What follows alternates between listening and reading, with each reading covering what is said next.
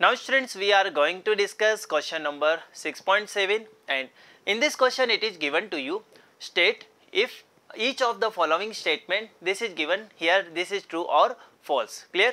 So 4 statements are given to you, A, B, C and D, and we have to find which one is true and which one is false, clear. So now concentrate.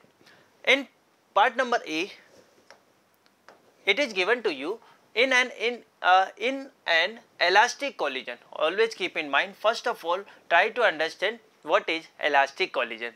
So in an elastic collision, we can say total linear momentum as well as total kinetic energy as well as total energy of a system that always remain constant, clear. So now we can say yes, one more condition before the collision and after the collision, clear. So statement number A is given, in an elastic collision of two bodies, the momentum and energy of each body is conserved. That is wrong, clear. Momentum and energy of a particular body, it may changes, but if we are talking about a system, that we can say total momentum of that system that remain constant. For example, let's suppose I am saying to you, here we have a ball. Let's suppose this is again a ball. It is having initial velocity u1. Let's suppose this is u2.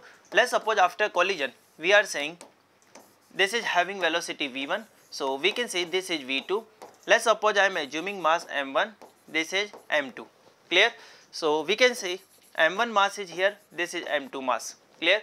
So if I am talking about initial momentum, so initial momentum I can say that initial momentum of a first body, this is m1 u1, clear. But if I am talking about final momentum of a first body, this is m1 v1, clear. So from here you can see individual linear momentum of a body that changes, clear.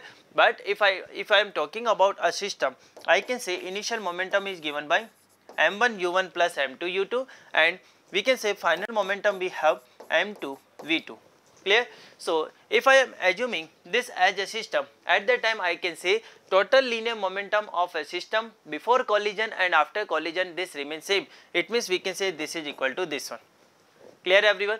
So actually this statement is true or false. We can say this statement is false, because the momentum and the energy of total system, we can say the total momentum, or we can say total energy of a given system, that always remains constant, clear, or conserved. So we can say here this is false. We can say this one is false. Clear to everyone? Yes. Now we are going to discuss part number B. So in part number B, it is given to you, total energy of a system is always conserved no matter what internal and external force on the body are present. Always keep in mind, total energy of the system is always conserved whenever there is no external force is acting, clear. Or we can say total energy of a system is always conserved when only conservative forces are acting. For example, if I say, let's suppose a friction force is acting. So friction force is a non-conservative force. So when non-conservative force act, definitely we can say total energy of a system is not conserved, clear. So I can say statement number B, this is also false. Clear to everyone? Now we are going to discuss part number C, and it is given, work done in the motion of a body over a closed loop is 0 for every force in a nature. Again we have a false statement, because we know, let's suppose on any system when conservative forces are acting, clear. So when conservative forces are acting, we can say that work done by conservative force in a closed loop, that is always equal to 0. But if non-conservative forces are acting, at that time you cannot say that the net work done is 0, clear. Again I can say here this statement is also false, clear.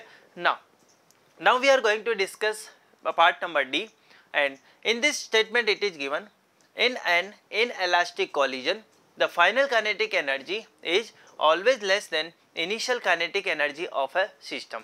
Absolutely correct, clear, because in an inelastic collision some of the energy is lost in the form of heat, in the form of sound, clear. And we can say in an inelastic collision, we can say total energy and the total linear momentum of a system that remains conserved, but kinetic energy before collision and after collision that not remain same, Clear everyone? So now we can see this statement we have true. Clear? So this is all about this question.